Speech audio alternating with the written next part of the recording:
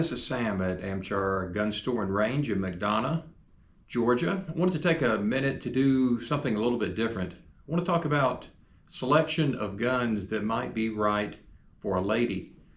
We have a lot of lady first-time gun buyers that come in really unsure as to what they might want or what might be best for them. And sometimes there's misconceptions about what that is. So let's start out with what some people might consider to be the ultimate gun, and that would be a Glock 19. Now, I don't want to start a debate on whether that's true or not, but it is universally accepted as the ideal gun.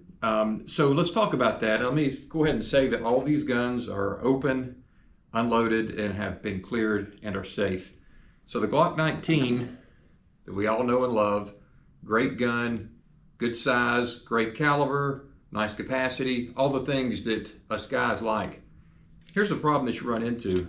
The ability for a lot of ladies to move this slide back is just not there. They can't do it. They don't have the hand strength. And that's true also for anybody who might be elderly, have arthritis, or any other physical disabilities that make it difficult to do that.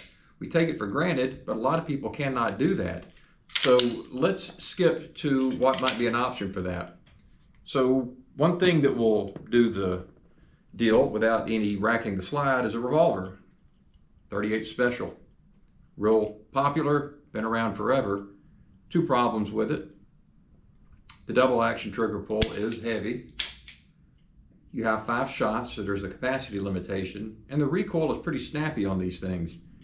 Small handle, yeah, you can put it in a pocketbook or a purse, and for some people that's great.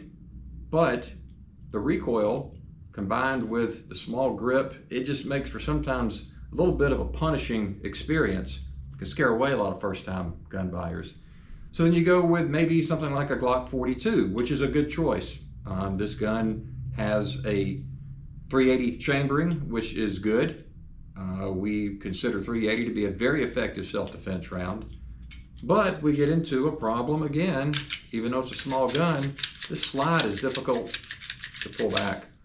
You give this to somebody with hand strength issues, they're not going to like it. And the smaller you go with the 380, like the LCP and some of the others, while they're great to drop in your pocket, again, they don't have enough going on, enough real estate there to grab a hold of and make it easy to operate. The springs are stronger because the slide is smaller and there's just not enough mass there to absorb the recoil. So while this is a good choice in some respects, it may not be ideal for the individual. So everybody probably knows that years ago Smith & Wesson had the EZ platform that came out, and this sort of stood everything on its ear when it came to this new technology that allows you to, we're clear, to easily operate the slide. They have little tangs here on the back, little wings that you can grab a hold of. The slide has some serrations here that you can grab a hold of, charge it from the front, grab it from the front or the rear. Much easier to operate. Of course, Smith & Wesson also has these little wings that you can pull down to load the magazine with. So loading is just a simple movement like that, drop the rounds in. Initially, we had these chambered in 380 and 9mm, we still do. We also have 30 Super Carry that's come out. One of the things that came up was, well, we've only got 8 rounds. Shouldn't be a deal breaker, but this is America, and sometimes bigger is better, at least we think it is. So the Equalizer came along, and this still has easy rack technology, but we have extended capacity. These come in 10, 13, and 15 round capacity magazines that all come with it. So the Smith & Wesson Equalizer is a good choice.